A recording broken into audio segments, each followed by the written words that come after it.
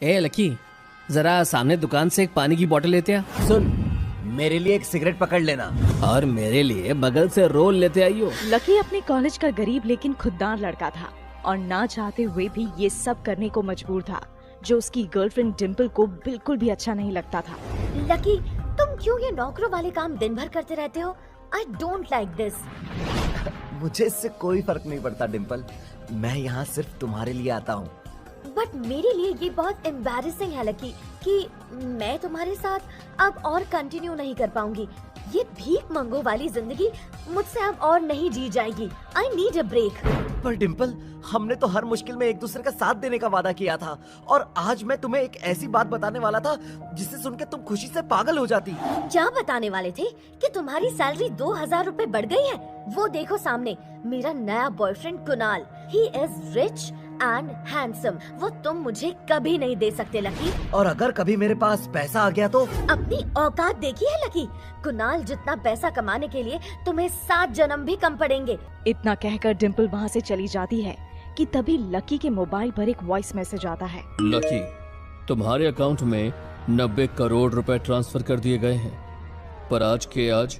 Lucky अभी ये message सुन ही रहा था कि पीछे से डिम्पल के नए बॉयफ्रेंड कुणाल ने उसे आवाज दी। सुन फटीचर, जरा बगल की दुकान से मेरे लिए जूस लेता आइयो। अब क्या होगा आगे?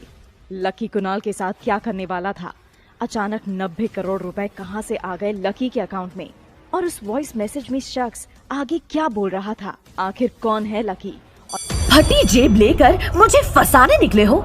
लकी, तुम्हारी जैसा फटीचर मुझे अफोर्ड नहीं कर सकता। कॉलेज में सबके सामने 22 साल के गरीब लकी की डिम्पल बेइज्जती किए जा रही थी। डिम्पल गजब की खूबसूरत और नक्शड़ी लड़की थी। किसी भिखारी के पास भी तुमसे बेहतर कपड़े होते होंगे। 8 साल हो गए मुझे तुमको झेलते झेलते, बस अब और नहीं। डिम्पल, मैं जा रही हूँ राहुल के पास। वो मेरी हर जरूरत जानता है। तुम तो उसमें भी गरीब हो। तुम्हें क्या पता उस आवारा राहुल की असलियत? पता है। राहुल का स्टेटस मैच करने में तुम्हें कई जन्म लग जाएंगे। वो एक शाम में मुझ पर हजारों खर्च कर देता है और तुम रोज 10 रुपए के गोलगप्पे खिलाकर सब कुछ चाहते हो। डिम्पल, बस कुछ वक्त और मैं भी। Go to hello.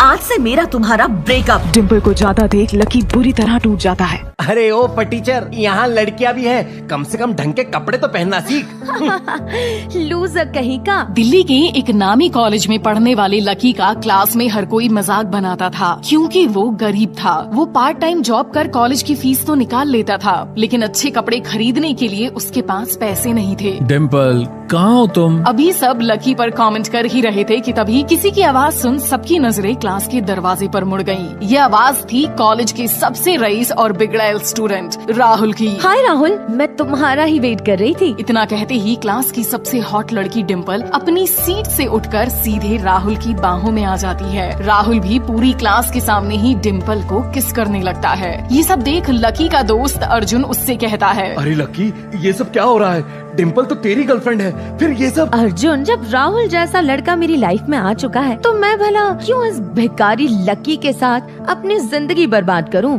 डिम्पल की बात सुन राहुल भी कहता है, कम ऑन बेबी, तुम भी कहाँ इन छोटे लोगों के मुंह लग रही हो? चलो किसी अच्छी जगह चलकर एंजॉय करते हैं। अभी लकी कुछ कहता कि तभी उसके मोबाइल पर एक मैसेज आता है, जिसे पढ़ वो मुस्कुराने लगता है और फिर डिम्पल से कहता है, डिम्पल, तुम मुझे पैसों के लिए ठुकरा रही हो ना? तुम जानती हो मैं कौन हूँ? वक्त तेजी से बीत जाता है। लकी की जिंदगी में अब राधिका आ चुकी है। राधिका लकी की सादगी की दीवानी है। उसे महंगे गिफ्ट का क्रेज नहीं होता। राधिका लकी से कहती है, लकी, मैं तुम्हारी सिंप्लिसिटी की दीवानी हूँ। 20 साल की राधिका, सांवली सूरत, पुराना बदरंग सलवार सूट, पैरों में पुरानी सैंडल, उदास चेहरा मानो चांद को किसी ने ग्रहण लगा दिया हो। लेकिन हमेशा पैसों की तंगी से परेशान लकी आज कुछ अलग लग रहा था। आज तुम्हारे लिए सरप्राइज है, बस ना मत करना। क्या?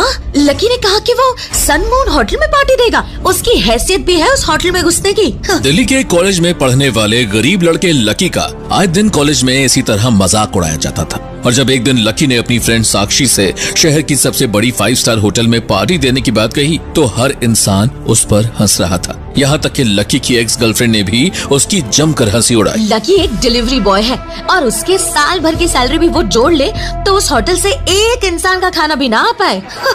तभी डिम्पल ने एक चाल चली। डिम्पल ने साक्षी से कहा, साक्षी एक काम कर, तू लकी को बोल कि इस सैटरडे तेरा बर्थडे है और तुझे उससे पार्टी चाहिए सन मून होटल में। डिम्पल ने जैसा बताया साक्षी ने ठीक वैसा ही किया।